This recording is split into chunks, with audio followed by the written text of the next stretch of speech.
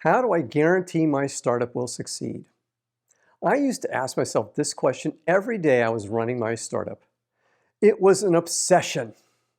I would do anything to ensure startup success. And that's what today's video is all about. In today's video, I'll share with you 10 things you can do that will dramatically improve the chances your startup will succeed. I hope you like it. Hi, I'm Brett. On my channel, I help early stage startup CEOs like you raise money and grow your startup. So if this sounds like you, then hit the subscribe button and the bell and get notified every time I release a new video. Let's get started. And let's start with number 1 on our list. Number 1, be obsessive about your company culture. I'll guess you didn't know that your company culture is the most predictive indicator of startup success. Stanford University did a study of startup company cultures, and they found that a certain type of culture called a commitment culture, where people only want to leave when they retire, increased the chances of startup success by over double versus any other company culture. So obsess over your company culture from day one. In fact, start thinking about the type of culture that will attract great people and make them want to stay even before you start your company. Then keep obsessing about your company culture when you start your company. One thing I always thought about was, will this person that we are interviewing improve or hurt our culture? Because every person you add to the company impacts the culture. Oh, and if you're wondering, the culture that performed the worst was an autocratic culture. Let's move to number 2 on my list. Number 2, be obsessive about the details. A red flag I have when I am working with a CEO is a CEO that doesn't know the specifics of their business. You should know the key data about your company at any time. This means you should know how many employees you have. You should know how much you're spending each month. You should know your monthly revenue. You should know how much cash you have. You should know when you estimate you will run out of cash. I'll give you 3 reasons this is critical. First, if you obsess over the details, then your team will obsess over the details. And this will significantly improve your execution. Second, your cash position is one of the few things you have direct control of. You want to make sure you manage your cash in an appropriately frugal manner. And third, you want to give yourself enough time to raise your next round of funding. The only way you can do this is by understanding your cash position. Now, let's move to number 3 on my list. Number 3, you want to avoid company-killing decisions at all costs. Yes, startups are risky. However, that doesn't mean you should take stupid risks. There are 2 ways I see startups make this mistake. The first is making a crazy bet when they don't need to. For example, betting the success of your company on winning one specific customer is crazy. Second, delegating a bet the company decision to an entry-level employee can be a disaster. You, the CEO, need to sign off on any bet the company decisions. Speaking of decision making, let's move to number 4 on my list. Number 4, learning who and how decisions will be made. You and your team will be making decisions every day. There are 4 different types of decisions you and your team will be making. The first is command decisions, where the decision maker makes the decision without involving others. Usually this is used when there's a time constraint and a decision needs to be made fast. Number 2 is a consultative decision, where the decision maker invites input from others before making a decision. For example, you might consult with team members before making a decision about a project deadline to ensure everyone is on board and the deadline is realistic. The third is voting. A majority vote is taken to decide between different options. Usually you'll do this for less important decisions or when you need to reduce the number of possible choices. We used to use voting as a way of screening new product ideas and whittling it down to a manageable size. Fourth, consensus decisions, where the decision maker seeks a solution that everyone can agree to and support. You might use consensus to decide on a long-term strategy when there are strong opinions. And the goal is to create a plan that everybody can support. A pro tip is telling your team in advance which type of decision making you will use amongst the four. Now, let's move to a critical choice you need to make, which is number 5 on our list.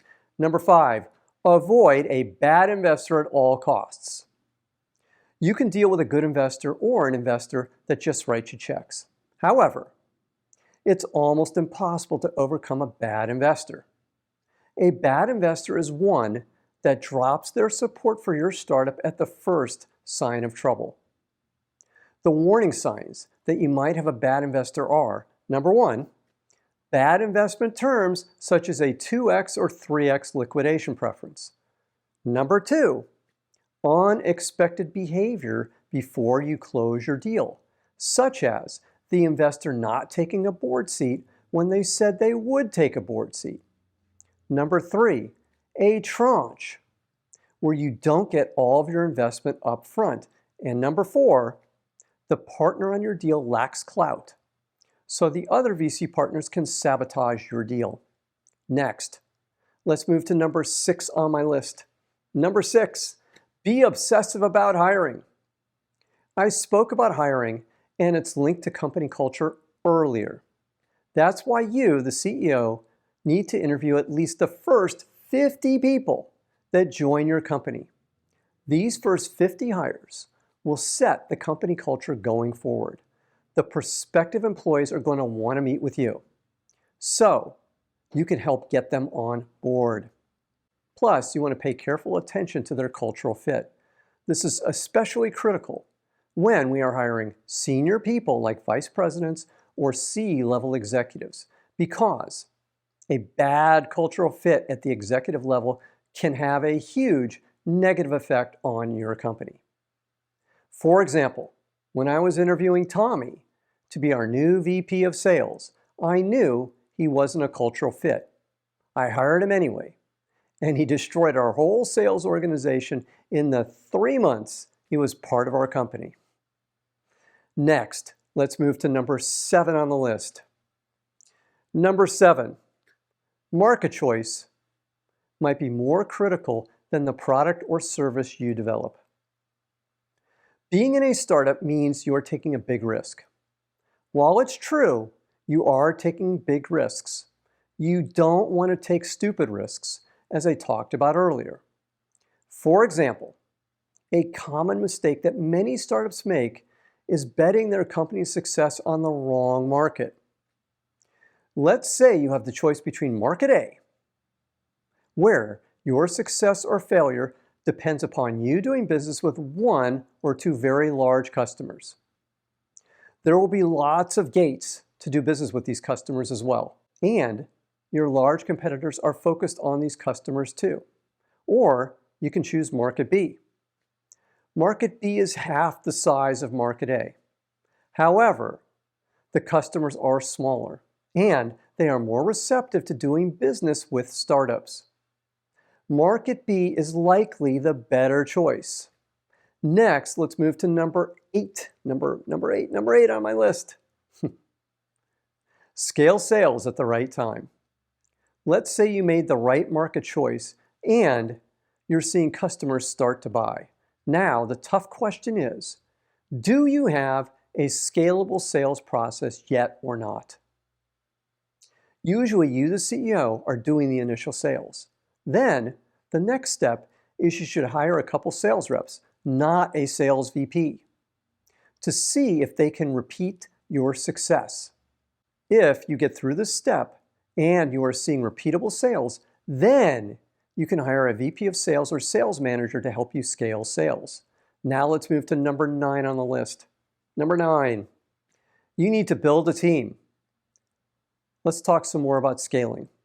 Most startups are very CEO-centric at the start. However, to scale and grow, you'll need to start delegating to others, or you'll be the bottleneck stopping your growth. The way you do this is by adding team members that can take responsibilities off your plate. So, think about where you're spending most of your time.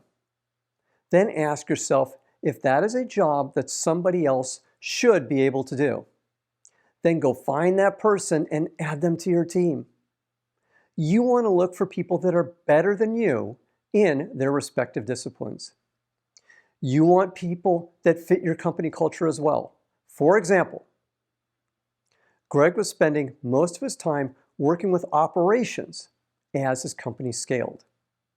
He prioritized finding a great VP of operations.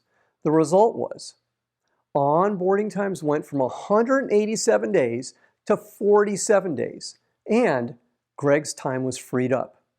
A double win for the company. Finally, let's move to number 10 on the list. Number 10, move fast as you continue growing.